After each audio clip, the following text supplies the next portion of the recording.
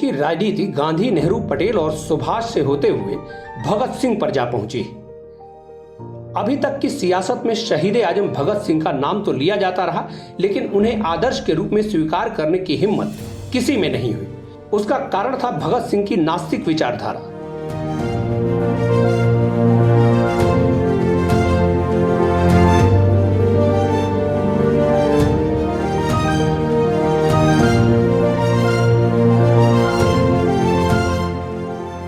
वे अपने लेखों में एक नास्तिक की तरह दिखाई पड़ते हैं।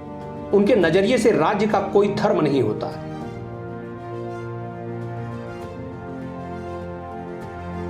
तो भारत जैसे धर्मपरायण देश की राजनीति में भगत सिंह की विचारधारा पर चलने का साहस न तो कांग्रेस जुटा पाई और न ही भारतीय जनता पार्टी। कांग्रेस ने धर्म के नाम पर अल्पसंख्यक समाज को अपना वोट बैंक बनाया, तो बीजेपी ने हिंदुत्व को ही राजनीति का आधार बना लिया।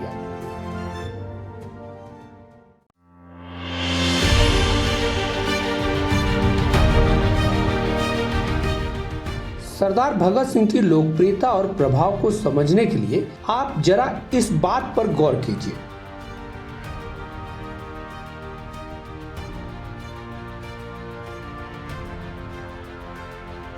उनकी फांसी के 4 साल बाद इंटेलिजेंस ब्यूरो के डायरेक्टर होरेस विलियमसन ने ब्रिटिश संसद में एक रिपोर्ट पेश की थी, जिसमें उन्होंने कहा था कि भगत सिंह की तस्वीर हर शहर, हर कस्बे में बिक रही है। सोचिए, उनकी मौत के बाद भी अंग्रेज उनकी प्रसिद्धि से चिंतित थे। और हकीकत यह है कि सरदार भगत सिंह जितने लोकप्रिय उस समय थे, उतने ही आज भी हैं।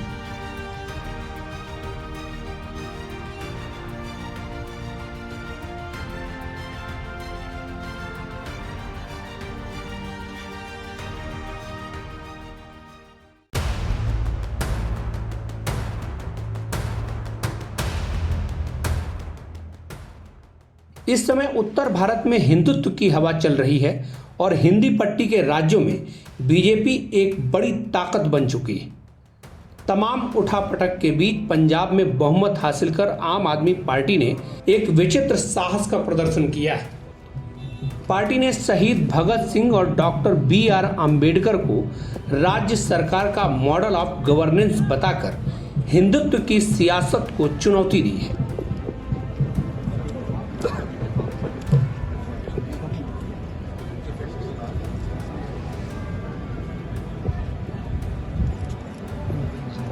पंजाब के सभी शासकीय कार्यालयों में शहीद भगत सिंह और डॉक्टर अंबेडकर की फोटो लगाना अनिवार्य कर दिया गया है।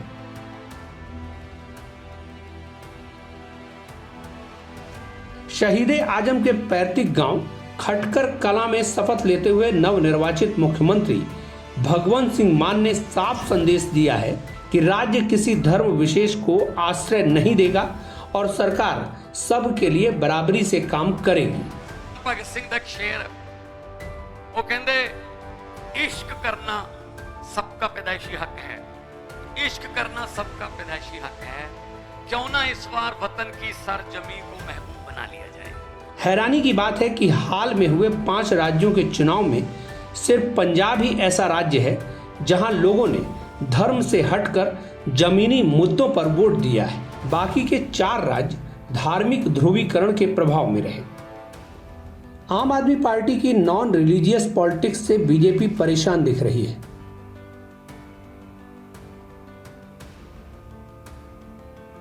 उसे डर है कि दिल्ली की तरह यदि पंजाब मॉडल कामयाब हो जाता है तो उसे 2024 के लोकसभा चुनावों में दिक्कत का सामना करना पड़ सकता है, क्योंकि बीजेपी का प्रभाव सिर्फ उत्तर भारत में है।